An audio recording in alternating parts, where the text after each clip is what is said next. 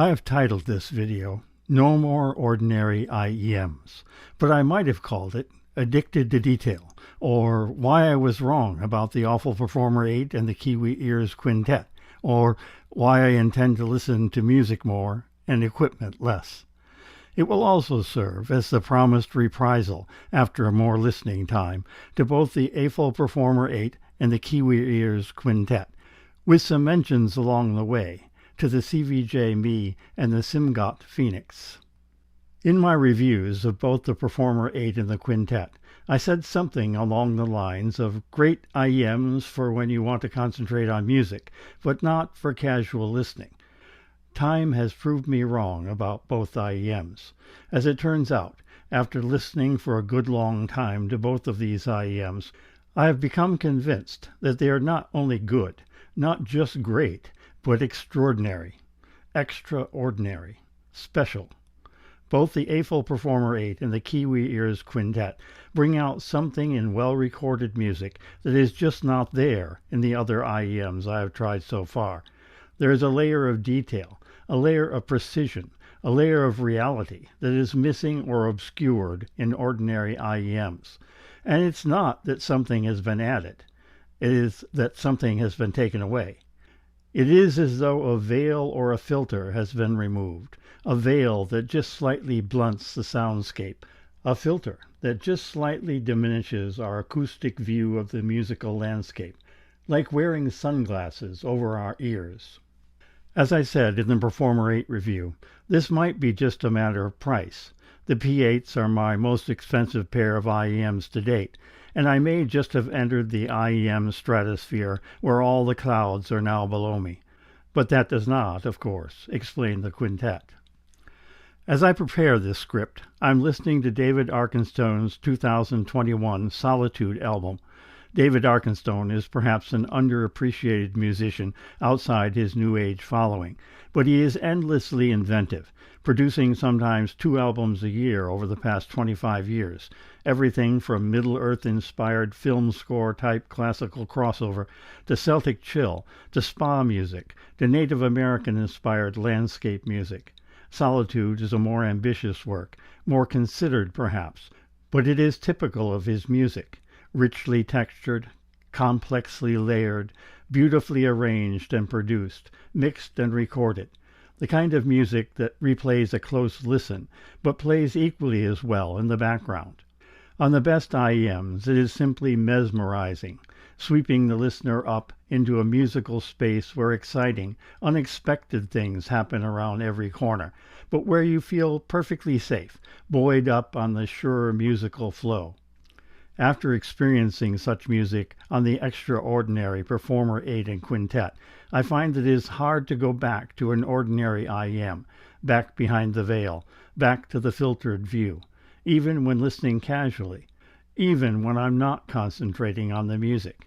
With ordinary IEMs, I just know there is more to the music than I'm hearing, and that I could hear it just by switching to the extraordinary IEMs. So why listen to anything else? Not that the Perfromer 8 and the Quintet are the same. The only thing they share, beyond a solid, balanced tonal presentation and a good sound stage, pleasant tuning from bass to highest treble, and abundant detail, is the fact that they are not ordinary. Each is special in its own way. The Perfromer 8 excels in the sense of being in a three-dimensional musical space, perhaps in the front row of a really great auditorium, with the musicians right there in front of you, and the music swelling out to fill the whole room, the whole universe around you. The quintet, on the other hand, is like being on the stage, sitting on the piano bench, or behind the lead singer's mic, or on the conductor's podium, or in the mixer's chair, with the instruments and the musicians surrounding you, spread to either side in a wide arc, with you at the apex.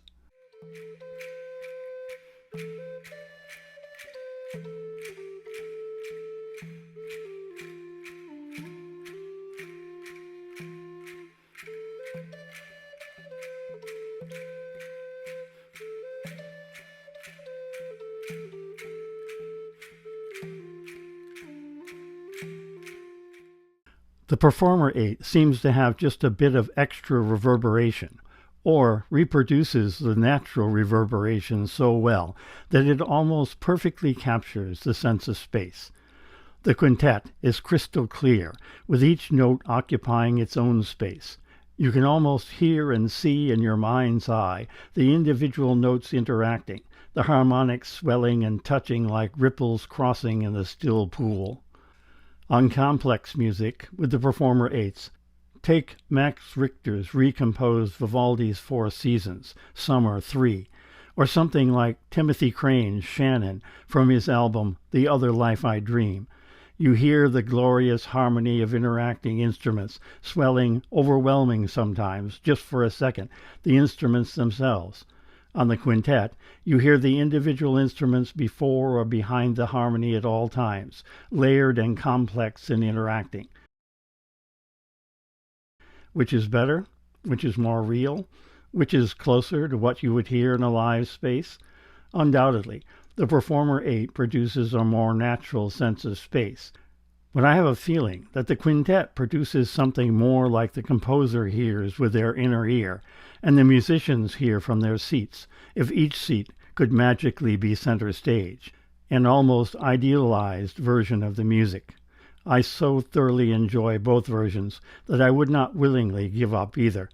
The Performer 8 and the quintet give me two extraordinary ways of hearing music, and I'm thankful for both. But please, no more ordinary iems. They just don't do it for me anymore. And here is your passing mentions section.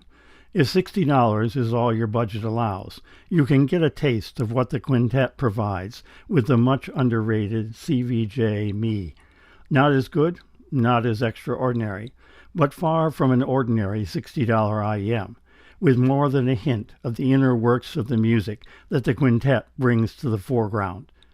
And if your budget will only stretch to $109, you can get a bit of a sense of what the Performer 8 provides with the new Simgot Phoenix, the iems 6L as it says on the box and most websites.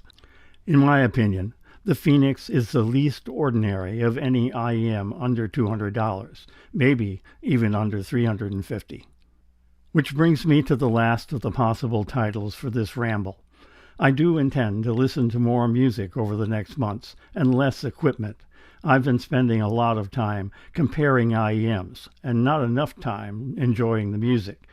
And there is so much good music out there today, and lossless streaming brings it so easily into our homes and into our ears.